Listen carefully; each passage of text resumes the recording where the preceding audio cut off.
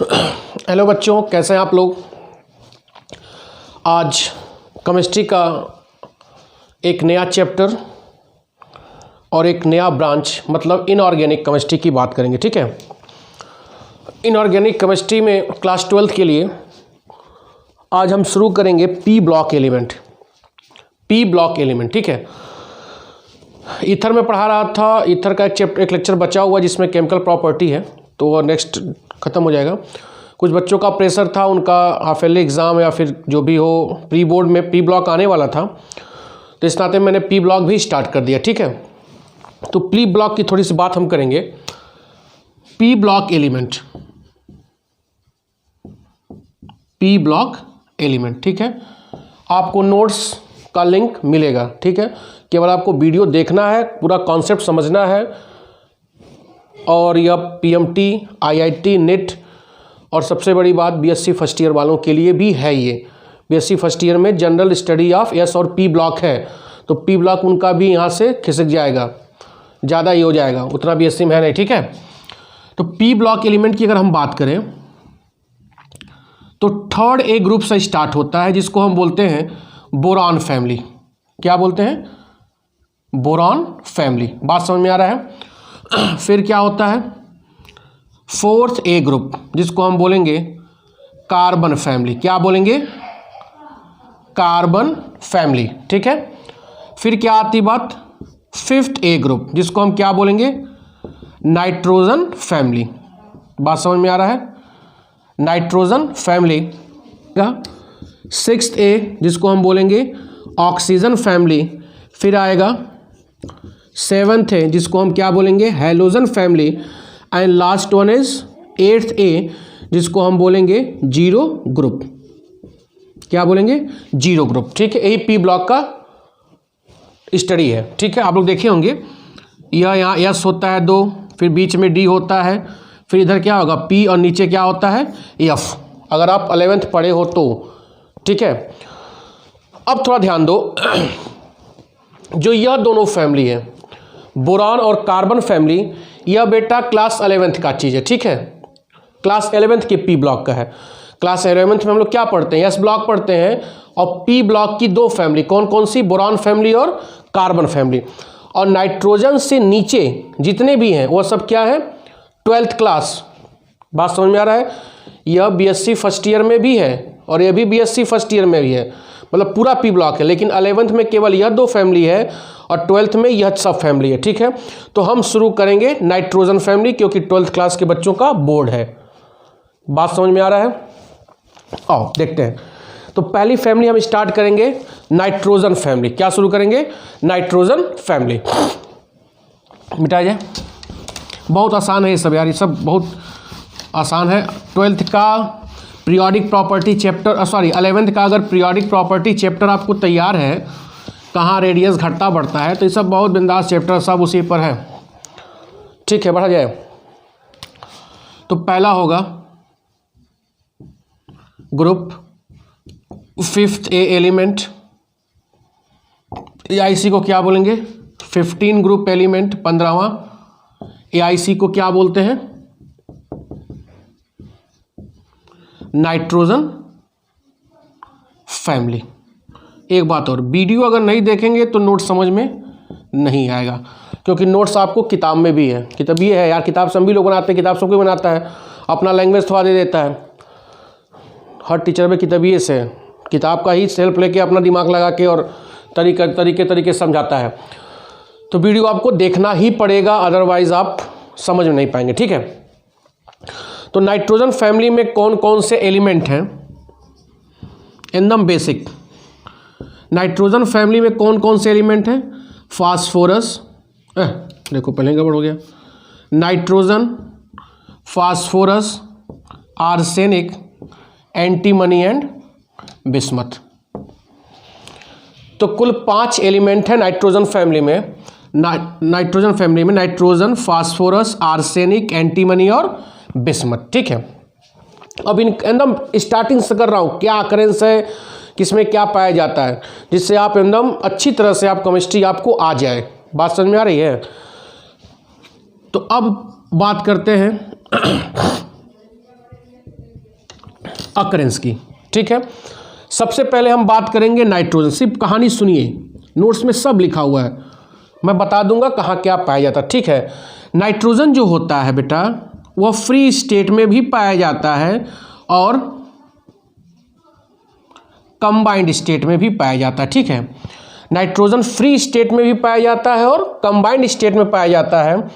Nitrogen जो होता है डाई नाइट्रोजन N2 गैस, यह 78% एटमॉस्फेयर में पाया जाता है। मतलब वातावरण में सबसे ज़्यादा पाई जाने वाली गैस कौन सी है? नाइट्रोजन है, एकदम कहानी है। ठीक है, कंबाइंड स्टेट में कहाँ कहाँ पाया जाता है? NaNO3, इसको बोलते हैं चिली साल्ट पीटर। क्या बोलते हैं? Chilli salt Peter. KNO3 को बोलते हैं इंडियन साल्ट पीटर, इसमें पाया जाता है। नाइट्रोजन और कहाँ पाया जाएगा? अमीनो एसिड्स है, इसमें भी नाइट्रोजन पाया जाता है। अमीनो एसिड्स क्या फार्मूला होता है? RHCOHNH2। देखो नाइट्रोजन है, अमीनो एसिड में दो ग्रुप होता है, एसिडिक ग्रुप होता है और क्या होता है? Basic group. तो अमीनो एसिड में पाया जाता है। और कहाँ पाया जाता है? प्रोटीन में पाया जाता है। और कहाँ पाया जाता है? प्रोटीन में पाया जाता है।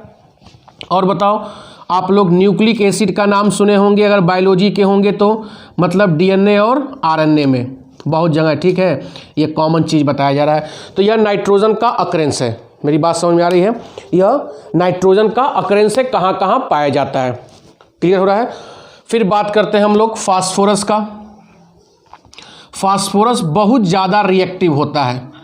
फास्फोरस क्या होता है? बहुत ही ज़्यादा रिएक्टिव होता है। That's why phosphorus does not exist in free state, it always exist in combined state. किसमें पाया जाता है? कंबाइंड स्टेट में। क्लियर हो रहा है? तो फास्फोरस ज़्यादा रिएक्टिव होने की वजह से बेटा यह फ्री स्टेट में नहीं पाया जाता है, यह किस में पाया जाता है? कंबाइंड स्टेट में। क्लियर हो रहा है? इनके बहुत से मिनरल्स हैं, मैं नोट्स में दे दिया हूँ, उन मिनरल्स में फास्फोरस पाया जाता है। ठीक है, अब देखो लास्ट के 3 एलिमेंट हैं, आर्सेनिक, एंटीमनी और बिस्मथ। ठीक है, यह एलिमेंट बहुत रेयर होते हैं, मतलब फास्फोरस और नाइट्रोजन और फास्फोरस की तुलना में यह पृथ्वी पे कम पाए जाते हैं। ठीक है, यह पृथ्वी पे क्या होते हैं? कम पाए जाते हैं, रेयर होते हैं।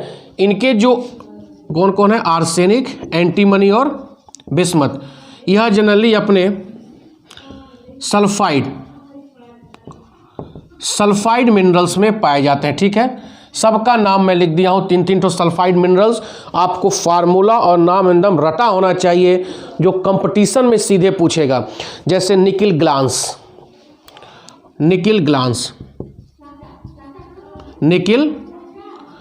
क्या फार्मूला है? NiAs।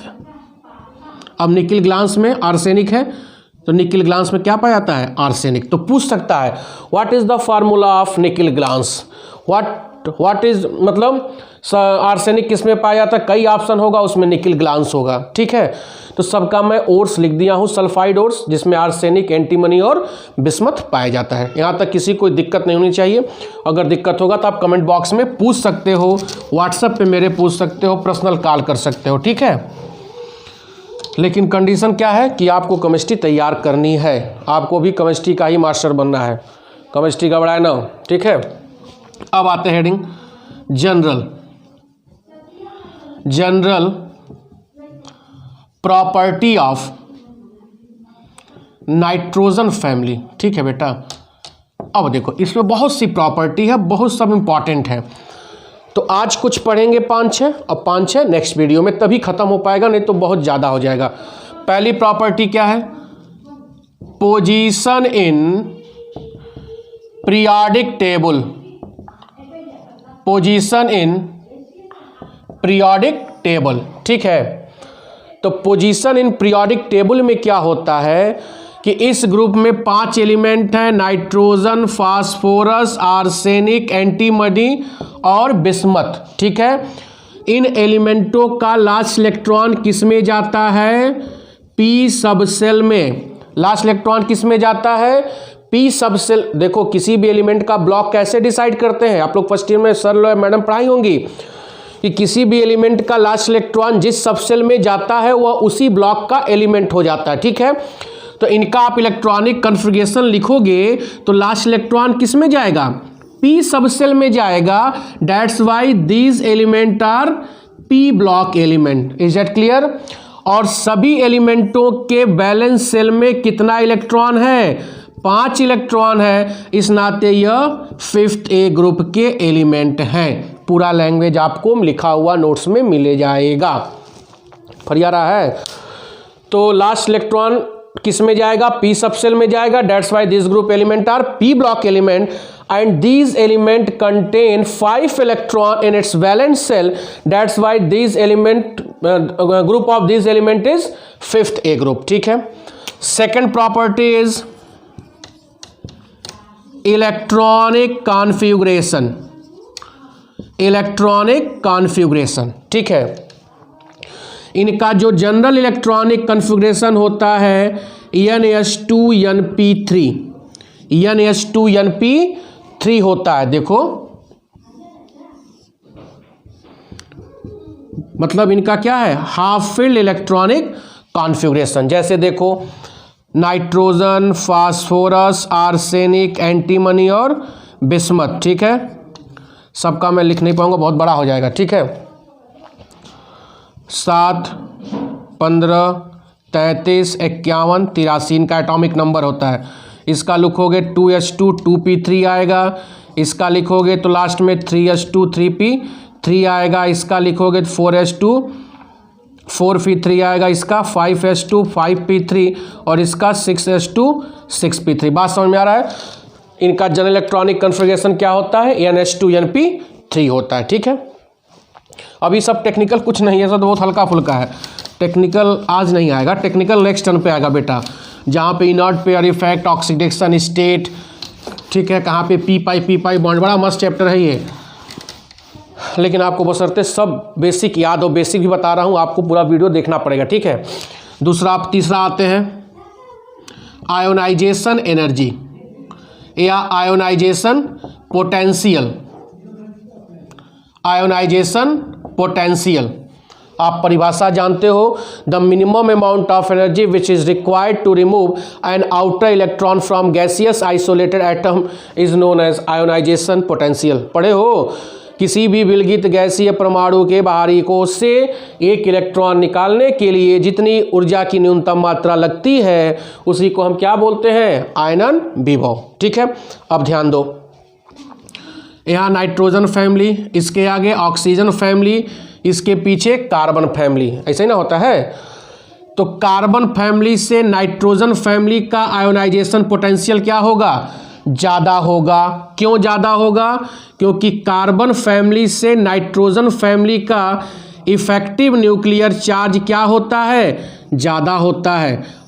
कार्बन फैमिली से नाइट्रोजन फैमिली का प्रभावी नाभिकीय आवेश क्या होता है, ज़्यादा होता है।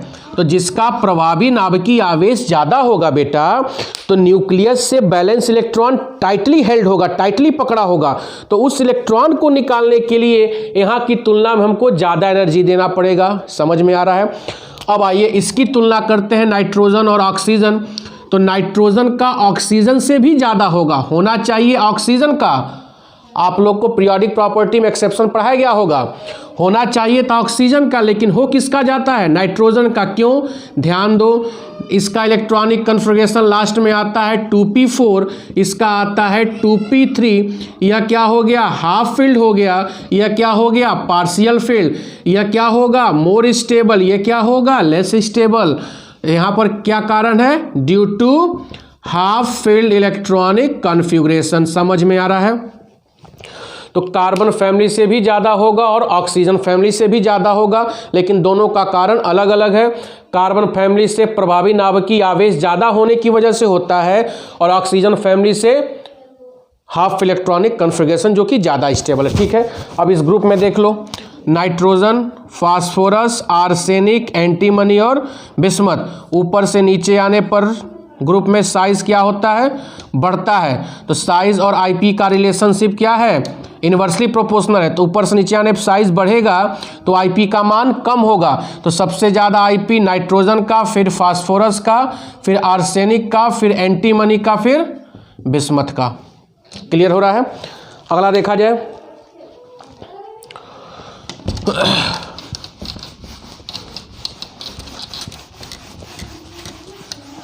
अगला देखो, आईपी हो गया, तीसरा चौथा देखो, समझो थोड़ा सा, इलेक्ट्रोनेगेटिविटी। इलेक्ट्रोनेगेटिविटी की बात करते हैं तो कार्बन फैमिली से ज़्यादा इलेक्ट्रोनेगेटिव कौन होगा, नाइट्रोजन। लेकिन यहाँ की बात करें तो सबसे ज़्यादा कौन होगा, ऑक्सीजन। तो electronegativity of nitrogen family is more than carbon and less than oxygen. ठीक है। अब ऊपर से नीचे बात कर लिए, नाइट्रोजन, फास्फोरस, आर्सेनिक, एंटीमनी और बिस्मथ।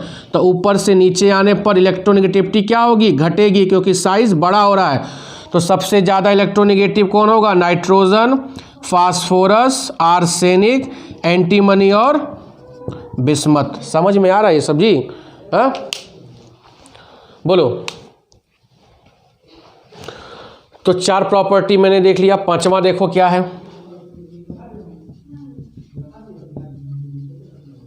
Metallic property.